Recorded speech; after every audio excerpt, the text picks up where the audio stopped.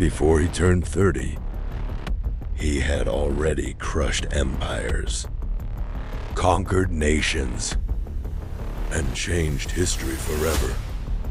Kings feared his name. Armies twice his size collapsed before him. Cities opened their gates or burned to the ground.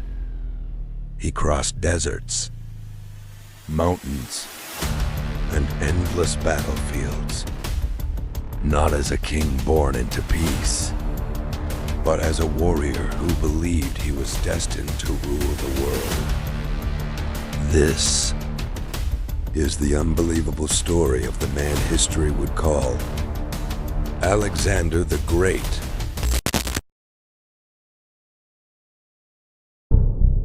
Alexander was born in 356 BC in the Kingdom of Macedon. From the beginning, his life was surrounded by ambition. His father, King Philip II, was one of the greatest military leaders of his age. A ruthless conqueror, a master strategist, a man determined to unite Greece under one banner. But Alexander's mother, Olympias, filled the boy's mind with something even more dangerous. Destiny. She told him he was no ordinary child. Some legends even claimed he was descended from gods. And young Alexander believed it. While other children played, Alexander studied war. He read stories of heroes like Achilles from the legendary Trojan War. He dreamed not of comfort, but immortality.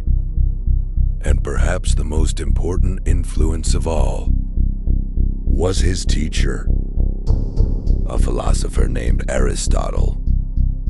Yes, the Aristotle, one of the greatest minds in history.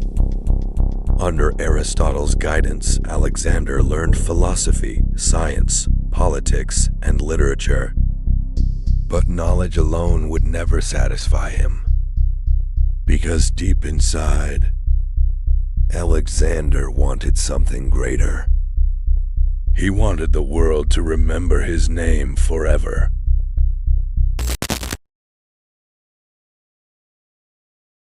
One day, a massive black horse was brought before King Philip. The animal was wild, violent, untamable. Every warrior who tried to ride it failed. The king was furious. But then, young Alexander stepped forward. He noticed something nobody else saw. The horse was afraid of its own shadow. So Alexander slowly turned the horse toward the sun. He calmed it, mounted it, and rode it perfectly. The crowd stood frozen in disbelief. And according to legend, his father looked at him and said, "My son, Macedonia is too small for you." That horse became Alexander's loyal companion. Its name was Bucephalus, and together, they would ride into history. But destiny rarely arrives peacefully. When Alexander was only 20 years old, his father was assassinated. Suddenly, the young prince became king. And the enemies of Macedon saw opportunity. Rebellions exploded across Greece. Many believed Alexander was too young, too inexperienced, too weak. They were wrong. Alexander moved with terrifying speed. City after city fell back under his control. One rebellious city, Thebes, resisted him. Alexander destroyed it completely. The message was clear. The young king would show no mercy to those who challenged him. Now Greece stood united beneath his command. But Alexander's ambition stretched far beyond Greece, because to the east lay the greatest empire on earth, the Persian Empire. An empire so massive, it ruled millions. Most men would have feared it. Alexander chose to invade it. In 334 BC, Alexander crossed into Asia with around 40,000 soldiers. Compared to Persia's armies, his force was tiny. But Alexander possessed something far more dangerous than numbers: brilliance. At the Battle of Granicus, his forces smashed through Persian defenses. Then came Issus. There, Alexander faced the Persian king himself, Darius III. The Persian army massively outnumbered the Macedonians, but Alexander attacked directly toward Darius. The battlefield became chaos. Steel crashed against steel. Arrows darkened the sky. War cries echoed across the earth. And then, Darius fled. The king of Persia abandoned the battlefield. The moment shattered Persian morale. And suddenly, Alexander was no longer just a conqueror. He was becoming a legend.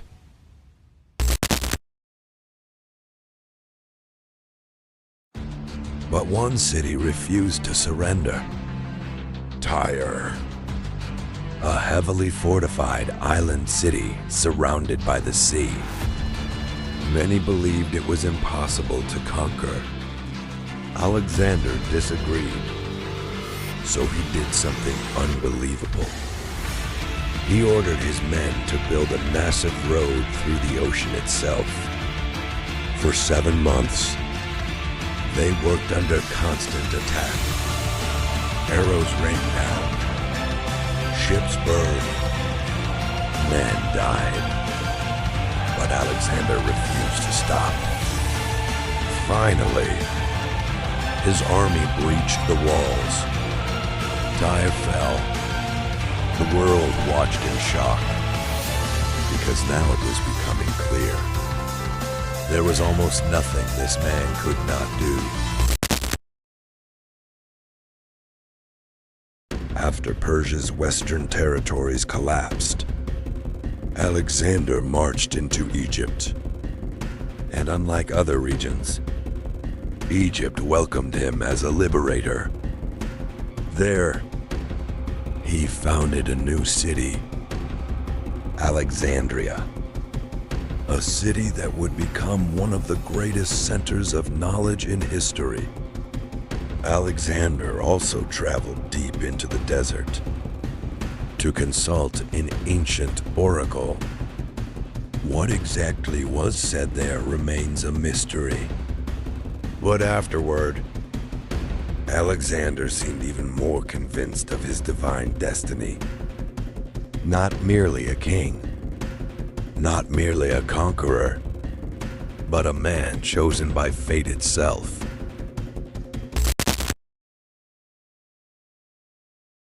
Then came the final confrontation, the Battle of Gaugamela, one of the most important battles ever fought. Darius gathered a gigantic army. Some ancient sources claimed hundreds of thousands of soldiers, war elephants, scythed chariots, endless ranks of infantry. Against them, Alexander stood with a far smaller force. Most commanders would have retreated. Alexander attacked. The battle exploded into chaos. Dust covered the battlefield. Men screamed. Horses crashed together.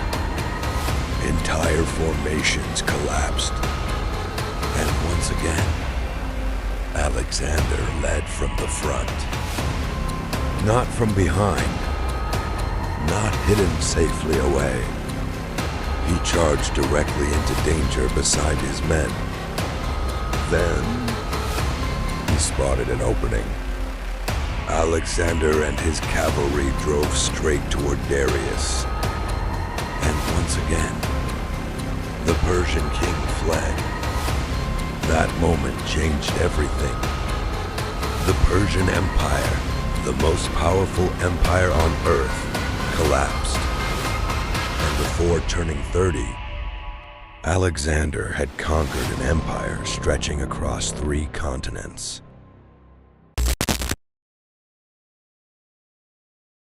But conquest came with a price. Years of war changed Alexander. Friends died. Trusted generals turned against one another. And the further east he marched, the more exhausted his army became. Still, Alexander refused to stop. He pushed into India, fought brutal battles against fierce warriors and massive war elephants. But eventually, his own soldiers reached their limit. After years of endless fighting, they begged him to return home. For the first time in his life, Alexander was forced to turn back. Not by an enemy king, not by a stronger army, but by the exhaustion of the men who had followed him to the edge of the world. Then, at only 32 years old, Alexander suddenly became ill. Some say fever, others whisper poison. To this day, nobody knows exactly what killed him. And as he lay dying, his generals reportedly asked, "Who will inherit your empire?" Alexander answered, "To the strongest." After his death, his empire shattered into pieces. His generals fought one another for power. But even though his empire collapsed, his legend never did. Because centuries later, the world still remembers the young king who conquered half the known world before the age of 30. A man driven by ambition, destiny, and the impossible dream of immortality. Alexander's story is more than a tale of conquest. It is a reminder of what relentless vision can achieve. One human being with enough courage can change history forever. But his story also warns us that even the greatest victories come with sacrifice. Power fades, empires fall, but legends live forever. And perhaps that is what Alexander wanted all along.